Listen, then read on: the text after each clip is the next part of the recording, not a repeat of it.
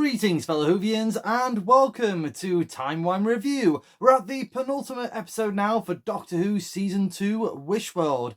After the huge revelations and reveals from last week's episode, has it lived up to the hype? Has it built up the hype for the season finale? Please hit the subscribe button as I'm trying to reach 1,000 subscribers or followers by the end of 2025. This is my spoiler talk reaction to Wish World. And yes, there will be spoilers, you have been warned. So this episode opens up Chris Chibnall style as the Rani has travelled to Bavaria 1865 to steal a very precious but very powerful baby who can grant wishes, which turns out to be this god of desire. We then fast forward to London 2025, where we see the Doctor, or in this case John Smith, married to Belinda, and they have a baby girl called Poppy, who is the same Poppy from Space Babies and made that brief appearance in The Story and the Engine. They are living in this false alternative reality where everything is good, everything is great, everything is beautiful,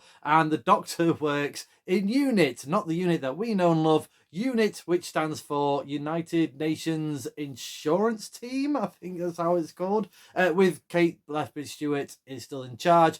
Colonel Ibrahim is by Dr. John Smith's desk. Belinda is back at home being the perfect housewife, and obviously we've got baby Poppy. But one person who doesn't think all is right in this universe is Ruby.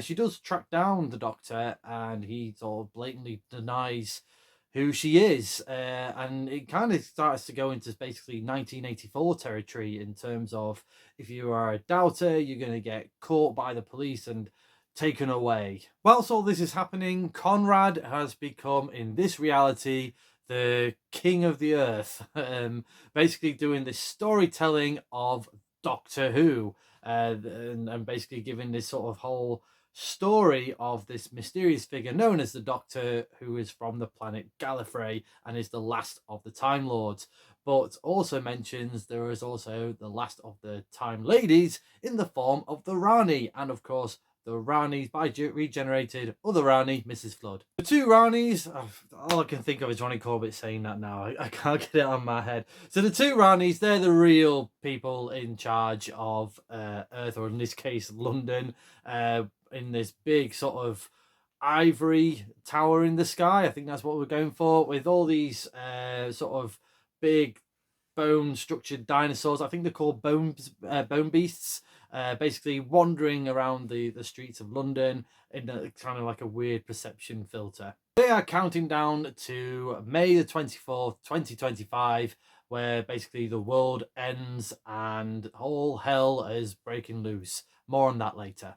So as I said earlier, Ruby's the only one that's not really buying into this reality, and she managed to stumble across Shirley, who is basically a down and out, and basically this is all from the world of Connor's brain, this whole sort of what he thinks is the perfect dystopian from this wish that this weird baby has given everyone.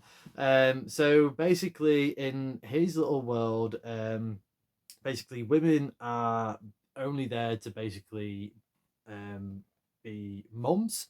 There was a nice little sort of comment between the Doctor and Colonel Ibrahim, where John Smith basically was saying, oh, you should ask Kate out, and then she doesn't have to go through the indignity of being a working lady. And then it's sort of like during this conversation, Dr. John Smith, I should say, right, John Smith goes to basically, but no, you can definitely go for it. You are a beautiful man. And then, yeah, whoa, no, you can't say that. So yeah, basically, gay is been vanished in Connor's world, and sort of just leaping back to Ruby, she stumbles across Shirley, who's not with UNIT. Oh no, disabled people or the dispossessed, no, that is not in Connor's world as well. They are basically swept under the rug, bit like all the broken mugs that is happening throughout people's homes. So Ruby meets Shirley and the rest of the dispossessed, and there's a nice blink and you miss it cameo appearance from Tharies, who's a brilliant YouTuber. You should check that out. I'm so happy for him that he had a wonderful cameo appearance in Doctor Who. That must have been an exciting experience for him. They're hatching a plan to try and sort of take on the ivory tower up in the sky where the two Ranis are and Conrad is. All the while, Belinda is starting to have some doubts creeping in when she's talking to her mum and her aunt. They were talking about, oh, you know, how long was you in child labour for? And she couldn't remember, so she has to like dash out into the forest and just basically scream. And then the doctor is starting to sort of have, or John Smith is starting to have a bit of doubts himself. Like I said earlier, he was obviously saying things that are so super forbidden in Conrad's tiny little brain, and also when they saw the Rani zooming across the sky in a little sky bike, he was basically saying, "I wonder who she is," and everyone all sort of looked at him completely gone out and kind of having to backtrack. So there's clearly something not quite right on this planet, and he's not really with it to sort of try and figure out what is going on. When John Smith gets home, though, he on the television, Conrad is there, but he does get an image of Rogue. So we get the return of Rogue, and he basically tells the doctor that I'm still in this sort of purgatory world that you put me in. Thanks a bunch. But this reality is not yours in a sense. Basically giving the clue that tables don't do that. Please sort this out, basically. Loves and kisses, Rogue. I'll just sort of quickly touch upon this now, otherwise I'll just go into somewhere just in case I miss it out later in this video. But I did like the appearance of Rogue, don't get me wrong, and I do like the sort of exploration of the kind of the romantic relationship that the Doctor and Rogue had that we saw previously in this episode, and Rogue is kind of like building on in this episode. But I felt like there should have been another episode where they met again, because to jump from sort of don't know you, who you, mad mystery person, to I love you, very sounds, it just feels Disney-esque, you know. I've only met you 1 hour and I'm in love with you, you know. It just didn't quite get that vibes as much as I think it could have got if it had an extra episode. But anyway, back to this story, and the Doctor John Smith starting to twig, because he gets one of the mugs, puts it on the middle of the table, and the mug just falls through. So that's where the sort of his doubts are starting to click in, and Belinda's doubts are starting to sort of manifest as well. But strangely, Belinda is kind of rejecting these doubts to the point where she phones up the doubt police, I think what we can call them, and says, no, my husband has become a doubter, I need him out of the house immediately. So the doubt police do turn up. Mrs. Flood being the head police officer, I think she's having a great time with all these costumes. So she takes John Smith away, and also takes Belinda away, because she's basically saying that doubt sort of breeds and manifests and multiplies. So we're gonna, you're going as well, and no one's there to look after poor Poppy. Oh no, sorry, I was wrong. Belinda's mom is looking after Poppy. Poppy is safe. So Belinda and John Smith are taken to the big tower where the Rani is, or the Ranis are, and they go through this this portal bit in there. I've forgotten what it was called now. And I thought there was going to basically, that's when the Doctor, like a perception sort of filter, and I thought that's when the Doctor was going to get all his memories back and go, oh my gosh, what am I doing here, type of thing. But that didn't really happen. So I was kind of wondering why we got this filter thing in the first place. Not sure. But anyway, they go through it, they meet the Ranis, and basically they are jogging the Doctor's memory. She points to the Ranis, basically has this little dance with the Doctor. Not as good as Master's dance, I'm afraid, when he was Rasputin. But yeah, so they have this big sort of exposition where he's trying to jog, well, she's trying to jog the Doctor's memory by, do you remember the seal of Rassilon, which looked gorgeous, by the way. It was great to see that little appearance on there. Do you remember these weird sort of cyborg robot things that looked like something out of Flash Gordon? Very similar to the Rani on her space bike. That kind of looked like something out of Flash Gordon as well. And yeah, she's basically jogging a memory and basically just telling the Doctor the grand master plan. So the Doctor starts to remember who he is and accepting of who he is. But also the Rani was basically explaining that this is kind of supposed to be like this perfect world in Conrad's brain. Conrad's brain. I hope I've been saying Conrad throughout this video. But it's not perfect. It's definitely not perfect. It has lots of flaws in there, and doubts are the best form of sort of like, basically making this crumble. And the Rani basically used the Doctor's Vindicator throughout all the episodes that we've seen so far to fit this device that basically, with him traveling all through space and time, creates this sort of big doubting field into like a billion supernovas. So it sort of like harnesses that power and the baby's power to basically make the reality collapse. That was the whole idea of the Rani's plan, because she wants the main sort of reality of this universe to collapse into the underverse. Because who is in the underverse? Dun dun dun! Omega, the first Time Lord. The Time Lord that we've seen in the classic Doctor Who stories, The Three Doctors, and Arc of Infinity. So yeah, another big shocking revelation as we head to the season finale. The Rani shuts the Doctor out in the sort of outer part of the big ivory tower thing in the sky. She uses a sonic syringe. I think that's the best way of describing it, which blows up. The Doctor starts to fall to his impending doom as all the reality is collapsing. That's when we see Mel with that sort of wonderful shot from the trailer. And the Doctor's shouting out that you can't do this. I am the Doctor, but Poppy is real.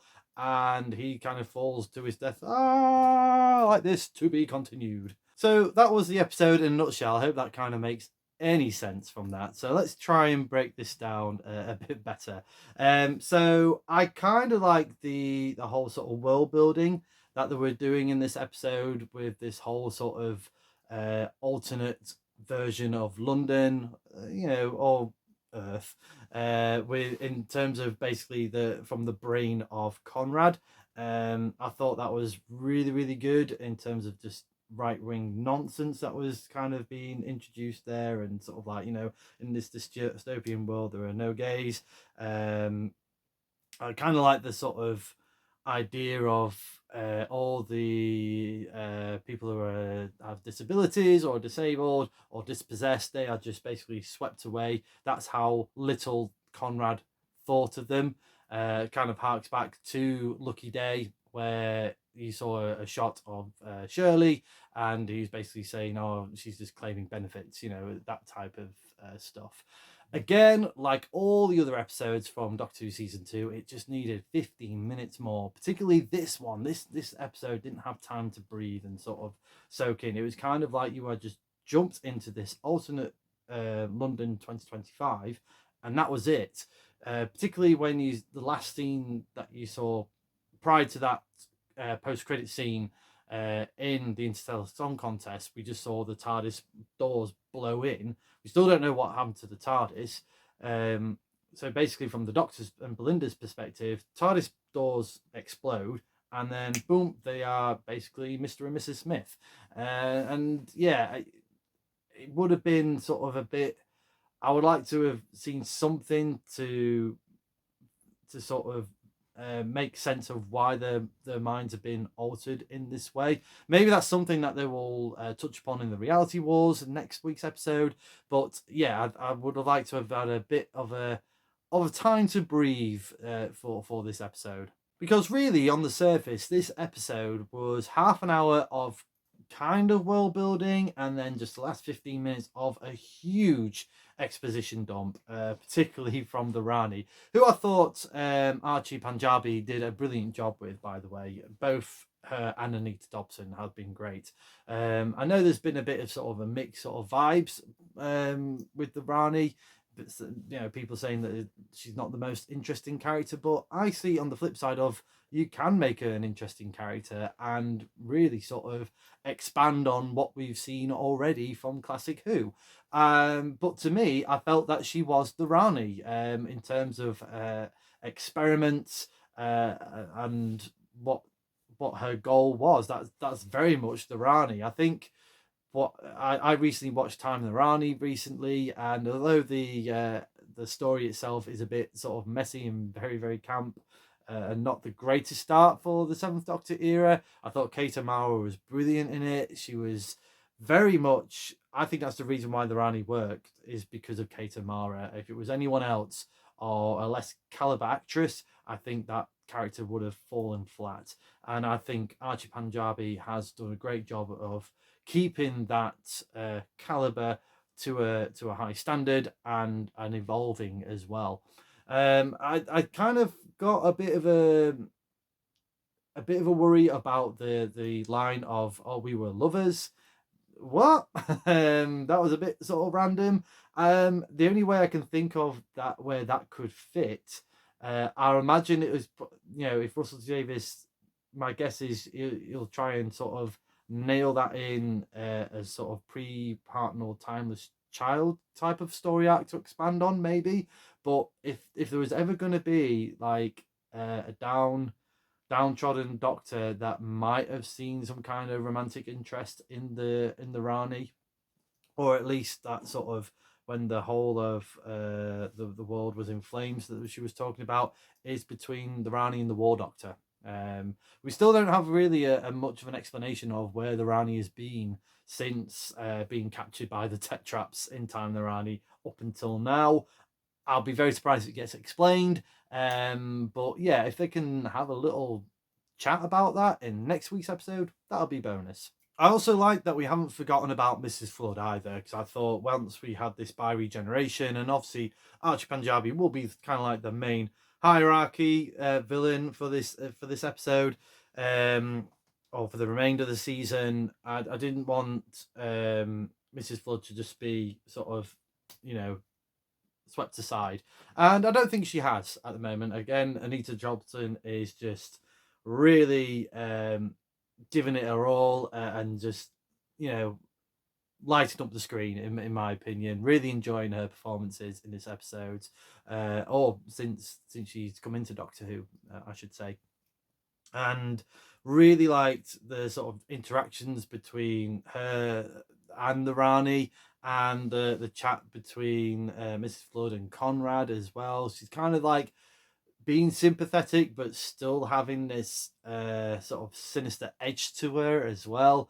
I'm sure there's definitely signs of tension between Mrs. Flood and the Rani, and whether she sort of traitors her at the end, I don't know. Again, I kind of have this vibe that Mrs. Flood is kind of like a chameleon arc Rani, where she kind of, that's in my sort of head canon, that's where I'm thinking. So she's not quite the Rani that we do know. She's not like a previous one. I think she's kind of like a half human Rani, and then that's where the bi-regeneration happened.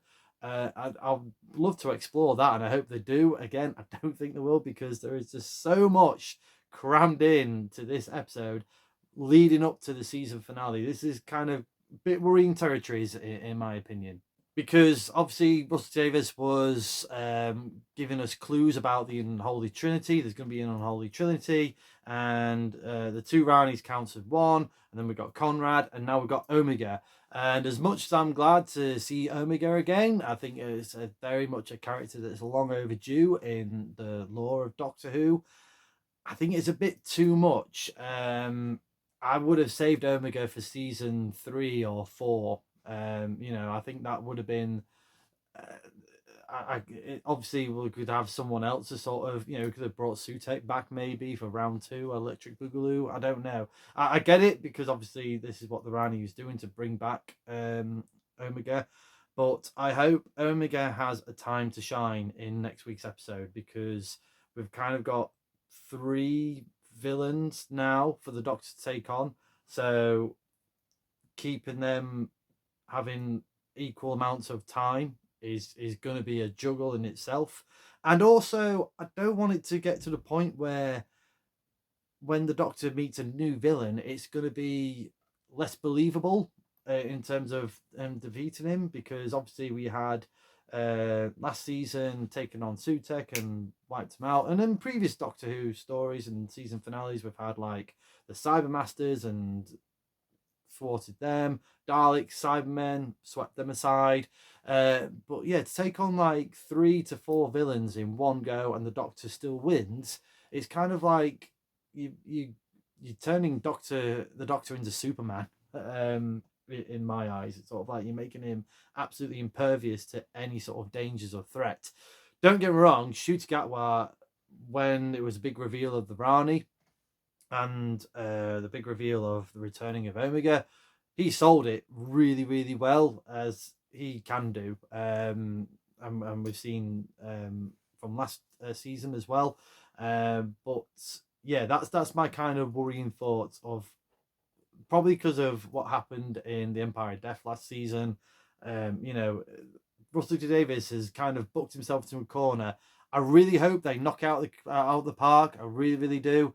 But I am a little bit worried that we've kind of piled in a lot for this season finale. But what I think might help is maybe a smaller appearance of Omega, because I think out of the 3 or 4, I think Omega is going to be the one that'll have less screen time.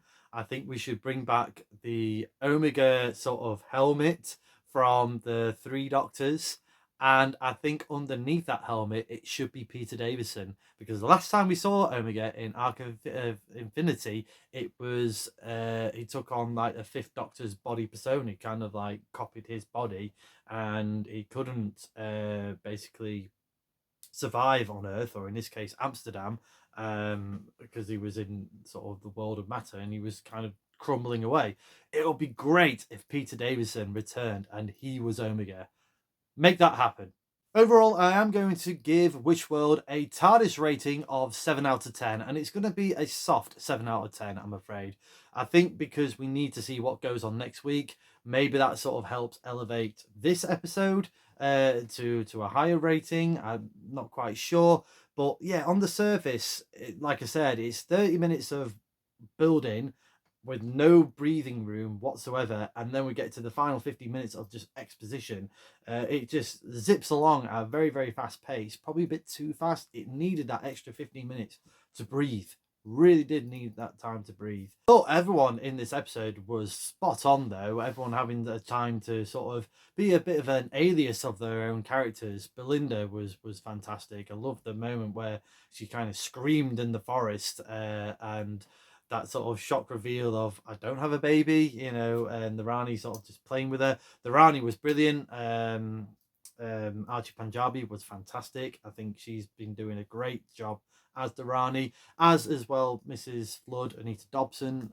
Really enjoyed her performance. Great to see Conrad again. Nice appearances from Tharis, as I mentioned earlier. Rogue, that was a nice surprise. Susan Twist as well. Forgotten about Susan Twist. She was we got a nice little moment of her being the tea lady in Unit.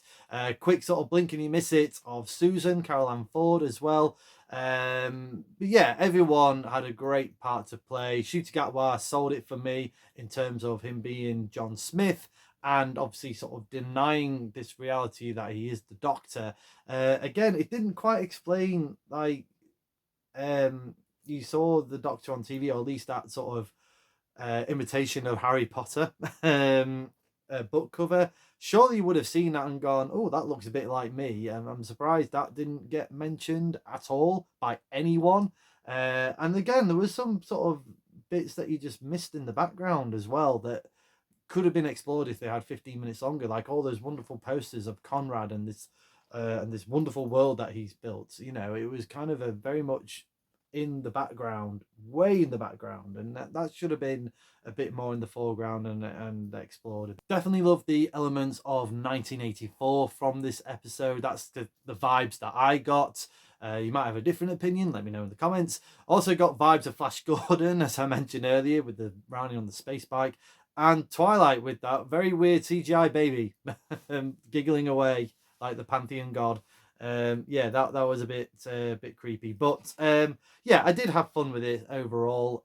Looking forward to next week. I'm a little bit nervous about next week because there's a lot to pull off here. I really do hope they knock out the park, because they have done in season 2, and if anything, really, this episode was kind of world building from the previous season as well, with little nods from like Susan Twist and Rogue as well.